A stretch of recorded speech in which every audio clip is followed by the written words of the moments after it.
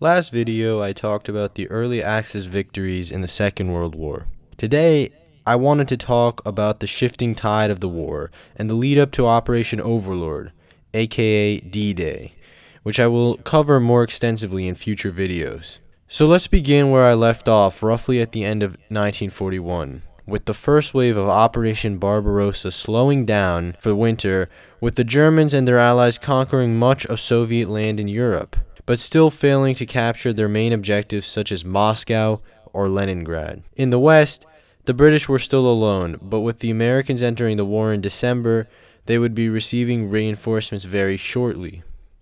At this point in the war, I like to think that Germany was entering into a very precarious position, as they could not hold West and East alike, and they would be shifting their strategy over to a more defensive-oriented plan, hoping to knock out Russian resistance while also fortifying their occupied Europe, preventing any Allied landings. But make no mistake, the Germans may have been in a precarious position, but they were not weak.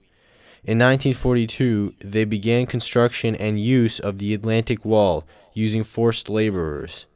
I will cover the Atlantic Wall more extensively in future videos. Moving back east, let's talk about Hitler's new strategy for the Soviet Union. The German High Command realized that their military was exhausted and lacked the equipment for another gigantic Barbarossa-style offensive like they did in 1941. For this reason, the German 1942 plan was for a limited offensive to seize the Soviet oil in the Caucasus. With this vast oil supply under Nazi control, Hitler believed that he would be able to outlast the Soviet Union in a war of attrition if need be. It was in this operation that lay the famous Battle of Stalingrad, which many people say was the turning point of the war. I actually disagree with this notion, as I think that the German army was already far too overextended at this point to achieve victory in the east, even if they had avoided encirclement at Stalingrad. By 1943, the Soviets had regained control of much of the lost area in the Caucasus, and were threatening to break through the thin German line, which they did successfully, and by mid-1944, they reversed most of the German gains in the east, and were already beginning preparations to invade Germany itself. Make no mistake, the Western Allies weren't inactive at this time.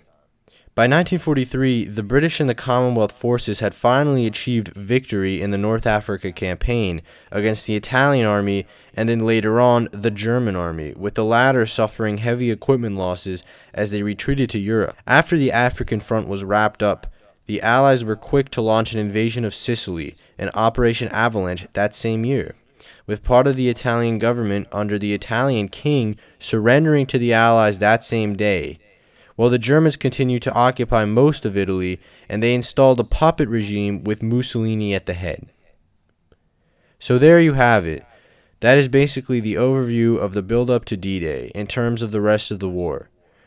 After this point, I will focus more on D-Day exclusively and its importance. Thanks for watching. Please like and subscribe, and I'll see you in the next one.